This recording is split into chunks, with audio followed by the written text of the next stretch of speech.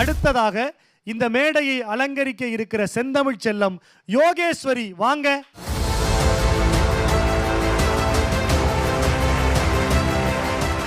வணக்கம் யோகேஸ்வரி. வணக்கம் அண்ணா.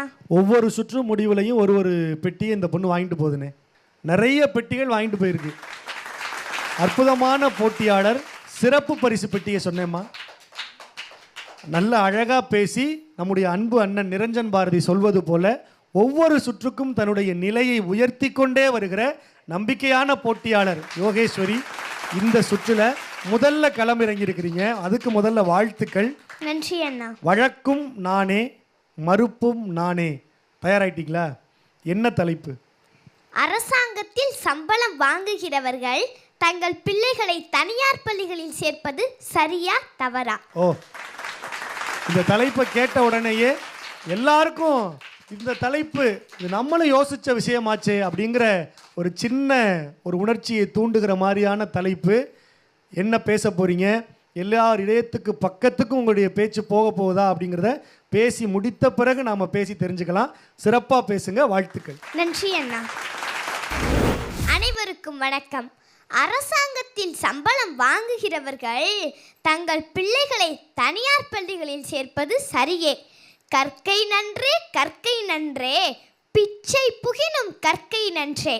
நல்ல தரமான கல்வி தனியார் பள்ளிகளில் கிடைக்கும் பட்சத்தில் அரசு சம்பளம் வாங்கும் பெற்றோர்கள் தங்கள் பிள்ளைகளை தனியார் பள்ளிகளில் சேர்ப்பது சரியே. 5000 ரூபாய் கொண்டு துணிக்கடைக்கு செல்கிறோம். 500 ரூபாய்க்கும் சுடிதார் உள்ளது, 3000 ரூபாய்க்கும் சுடிதார் உள்ளது. அதிக விலையாக இருந்தாலும் பார்ப்பதற்கு அழகாகவும் உடுத்துவதற்கு நேர்த்தியாகவும் இருக்கும் 3000 ரூபாய் சுடிதாரை தானே தேர்ந்தெடுப்போம்.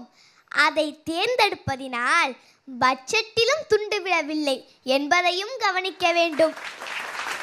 பயன்படுத்திவிட்டு தூக்கி எறியும் பொருட்களையே நாம் விரும்பியவாறு விரும்பிய கடைகளில் வாங்கும்போது நம் வாழ்வையே ஒரு படி உயர்த்தும் கல்வி செல்வத்தை தனியார் பள்ளிகளில் இருந்து அரசு சம்பளம் பெறுவோரின் குழந்தைகள் பெற்றுக்கொள்வதில் என்ன தவறு இருக்கிறது?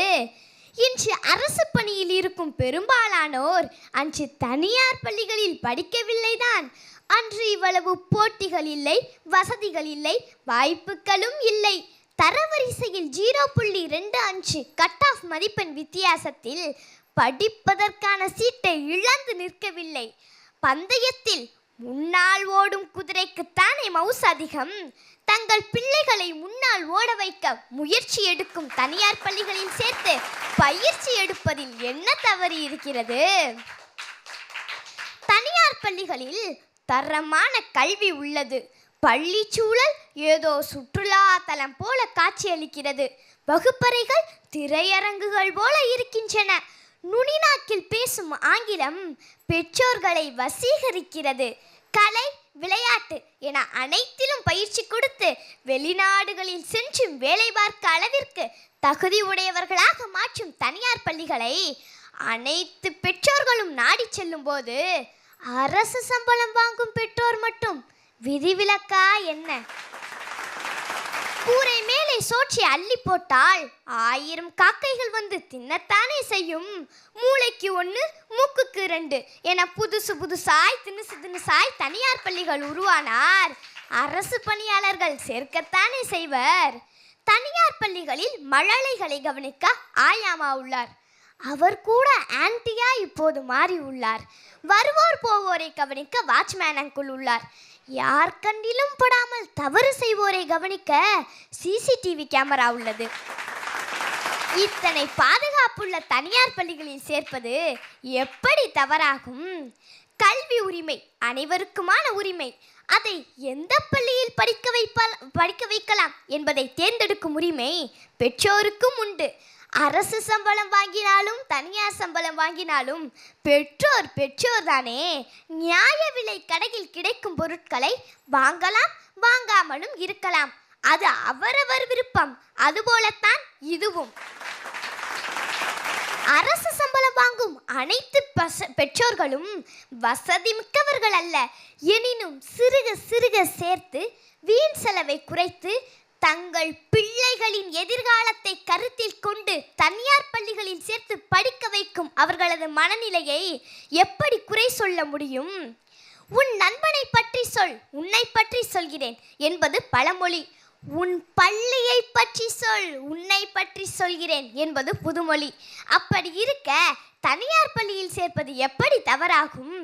ஒருமையில் தான் கற்ற கல்வி ஒருவருக்கு எழுமையும் ஏமாப்புடைத்து 7 தலைமுறைக்கும் பாதுகாப்பு தரக்கூடிய கல்வியை தேடி தேடி தனியார் பள்ளிகளில் படிக்க வைக்கும் அரசு சம்பளம் வாங்கும் பெற்றோர்களின் மனப்பான்கு சரியானதே சரியானதே.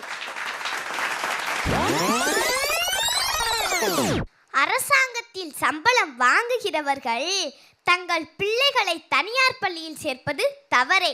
கல்வி வெள்ளத்தால் அழியாது, வெந்தழலால் வேகாது, வேந்தராலும் கொள்ளத்தான் முடியாது.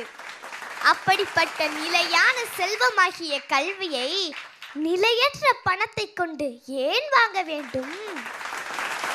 தரமான கல்வி என நினைத்து அதிக விலை கொடுக்க தேவையில்லை. அதுவும் ஒரு பொருளை பற்றி அறியாதவர்கள் தெரியாதவர்கள் கூட ஏமாறலாம்.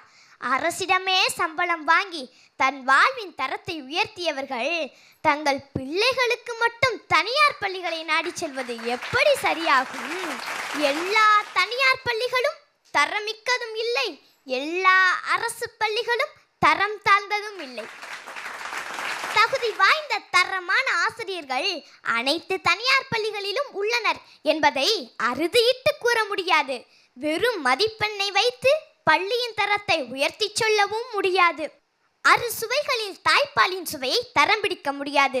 அதுபோலத்தான் அரசு பள்ளியும் அதன் சுவையை சுவைத்து பார்த்தால் மட்டுமே உணர முடியும். எல்லா சூழலிலும் வளர குழந்தைகளுக்கு கற்றுக் கொடுக்க வேண்டும். பணம் இன்று இருக்கும், நாளை இருக்காது. ஏசி அறையில் வாழ்ந்து பழக்குவதை விட ஜன்னலே இல்லாத சூழலிலும் வாழ கற்றுக் கொடுப்பதுதான் பெற்றோரின் சரியான கடமை. அதை உங்களால் செய்ய முடியவில்லை என்றால் அரசு பள்ளியில் கொண்டு வந்து விட்டு பாருங்கள். அது அனைத்தையும் கற்றுக் கொடுக்கும்.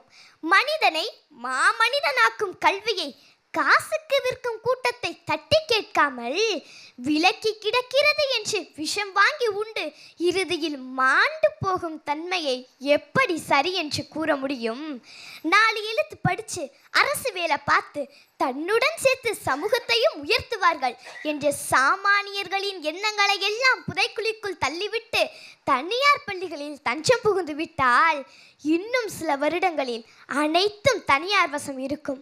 வசதி இல்லாதவர்கள் கல்வி செல்வத்தை இழந்து நிற்க வேண்டிய சூழலும் உண்டாகும். ஆங்கிலத்தில் பேசினால் முன்னேறிவிடலாம் என்றால் அமெரிக்காவில் அனைவரும் ஆங்கிலத்தில் தானே பேசுகின்றனர். ஆங்கிலத்தில் பிச்சை எடுக்கும் பிச்சைக்காரர்களும் இருக்கத்தானே செய்கின்றனர். கல்வி உரிமை அனைவருக்குமான உரிமை. அதை இருக்கிறவர்கள் இல்லாதவர்கள் அனைவரும் ஒன்று சேர்ந்து ஒரே இடத்தில் பெற்றால் தனியார் பள்ளி சூழலை விட இன்னும் அதிவேகமாய் அரசு பள்ளி சூழலும் மாறும். கண்மாய் வெட்டுக்கு போகும் கண்ணம்மாளின் மகளும் மாவட்ட ஆட்சியரின் மகளும் ஒரே பள்ளியில் படித்தால் பள்ளியின் தரம் எப்படி தரம் தாழ்ந்து போகும்? சுய ஒழுக்கத்தையும் தற்காப்பு கலையையும் சிறு வயது முதல் குழந்தைகளுக்கு கற்றுக் கொடுத்து விட்டால் போதும். இதற்காக தனியார் பள்ளிகளில் சேர்க்க வேண்டும் என்ற அவசியமில்லை. அரியலூர் அனிதா, திருப்பூர் நித்யஸ்ரீ, சென்னை ஏஞ்சலின் கருதி போன்ற மாணவர்களின் தற்கொலை பட்டிகள் நீண்டு கொண்டே செல்கின்றன. குழந்தைகளை பந்தய குதிரைகளாக வளர்க்காமல் குழந்தைகளாக வளருங்கள். கலைக்கு கலை திருவிழா, பல்வகை திறனுக்கு மன்ற போட்டிகள், வீர கலைக்கு கராத்தே, மனதை அடக்க யோகா, ஆண்டு விழா, விளையாட்டு விழா என அரசு பள்ளிகளும் மாணவர்களின் பல்வகை திறன்களுக்கு தீனி போட்டுக்கொண்டேதான் இருக்கின்றன. அரசு பேருந்தா வேண்டாம், அரசு மருத்துவமனையா வேண்டாம், அரசு பள்ளியா வேண்டவே வேண்டாம் என்ற மனநிலையோடு இருக்கும் பெற்றோர்களே, உங்கள் பிள்ளைகளை தனியார் பள்ளிகளில் சேர்ப்பது தவறு தவறு தவறு என்று கூறி விடைபெறுகிறேன். நன்றி, வணக்கம். யோகேஸ்வரிக்கு ஒரு உற்சாகமான கைத்தட்டல் கொடுங்க. நன்றி அண்ணா. அற்புதமாக இந்த களத்தை கையாண்டு சிறப்பாக பேசி முடிச்சிருக்கிறீங்க. எப்படி பேசுனீங்க அப்படிங்கிறத நடுவர்கள்கிட்ட கேட்கலாமா? கேட்கலாம். முதல்ல எங்கள் பாசத்திற்குரிய கவிஞர் அன்பு அண்ணன் நிரஞ்சன் பாரதி அவர்கள். ரொம்ப சிறப்பாக இந்த தலைப்பை வந்து கையாண்ட அப்படின்னு சொல்லலாம். அந்த ஒரு 6 நிமிடத்திற்குள்ள அவ்வளவு எளிதில்லை. 3 நிமிடம் வந்து ஆதரவாக பேசுவது, அடுத்த 3 நிமிடம் எதிராக பேசுவது என்பது. கருத்துக்களும் வந்து நேர்த்தியாக இருந்தது. சில இடங்களில் இந்த டகர உச்சரிப்பு கொஞ்சம் நீ மேம்படுத்திக்கலாம். உனக்கு வருது ஒழுங்கா, ஆனால் நீ அதை கவனிக்க மாட்டேங்கிற. ஒரு சில இடங்களில் கரெக்டாக உச்சரிக்கிற, ஒரு சில இடங்களில் விட்டுடுற. அதை பார்த்துக்கோ. இந்த முறை ரொம்ப சுற்றுகள் கழித்து கொஞ்சம் தடுமாற்றம் இருந்தது ஒரு 4-5 முறை. ஆனாலும் நீ வந்து அதை சமாளித்து முன்னாடி போயிட்ட. அதுதான் ரொம்ப பெரிய விஷயம். அதையும் நீ விட்டுவிடக்கூடாது. பயப்பட வேண்டாம். நீ பயத்தை என்றைக்கோ ஜெயிச்சிட்ட. அதனால் பயப்படாமல் இதே போல் அந்த மலர்ந்த முகத்தோட, ஒரு கம்பீரமான உடல் மொழியோட, இன்னும் கருத்து சரிவோட உன்னுடைய பேச்சு தொடர்ந்து அமைக்கிற மாதிரி நீ பார்த்துக்கணும். சரியா? வாழ்த்துக்கள். நன்றி ஐயா. அண்ணனுக்கு நன்றி. ஒரு நல்ல மதிப்புரையை வழங்கி இருக்கிறார். தொடர்ந்து எங்கள் அன்பு அண்ணன் மணிகண்டன் அவர்கள். ஒரு குழந்தை 6 நிமிடம் பேசுவது என்பதே அரிய செயல். அதற்கு வாழ்த்து. நீங்கள் இது வரைக்கும் சில சுற்றில் 3 நிமிஷம் 2 நிமிஷம் இப்படி பேசியிருக்கலாம். இப்போ உங்களுக்கு சக்தி கொஞ்சம் கூடுதலாக சக்தி கொடுங்கிறது கொஞ்சம் இடையில ஒரு மௌனம் சாதிச்சிங்க. அதெல்லாம் போகிற போக்கில் தூசி மாதிரி தட்டி விட்டுட்டே போயிடலாம். அதை சரி பண்ணிக்கங்க. நல்லா பேசுனீங்க, சரியாக பேசினீங்க. இன்னும் அந்த உச்சரிப்பு இதெல்லாம் சரி பண்ணிக்கிட்டிங்கன்னா எதிர்காலத்தின் இன்னொரு வழக்காடு மன்றத்தின் புதிய வழக்கறிஞரை இந்த தமிழ் சமூகத்துக்கு தந்த பெருமை சங்கராவையே சாரும். நன்றி. நன்றி ஐயா. அண்ணனுக்கு நன்றி. ஒரு அழகான வழக்கை முன்வச்சு அதை அவங்களே மறுத்து ஒரு புதுமையான முயற்சியில் தன்னை ஈடுபடுத்தி கொண்டிருக்கிறார்கள். இந்த பிள்ளைகளுக்கு இந்த வயதிலேயே அதை அற்புதமாக ஒரு சுற்றின் வாயிலாக சொல்லி கொடுத்திருக்கிற சங்கரா தொலைக்காட்சிக்கு ஒரு உற்சாகமான கைத்தட்டல்களால் எங்கள் நன்றிகளை சொல்லி 2 நடுவர்கள்கிட்டையும் நல்ல கருத்து மதிப்புரையை வாங்கியாச்சு. அப்போ உங்களுடைய நண்பர்கள் மற்ற போட்டியாளர்கள் எப்படி பேசுகிறாங்க அப்படிங்கிறத பார்த்துட்டு நிறைவில் என்ன நடக்குது அப்படிங்கிறத தெரிஞ்சுக்கலாம். வாழ்த்துக்கள் யோகேஸ்வரி. நன்றி அண்ணா.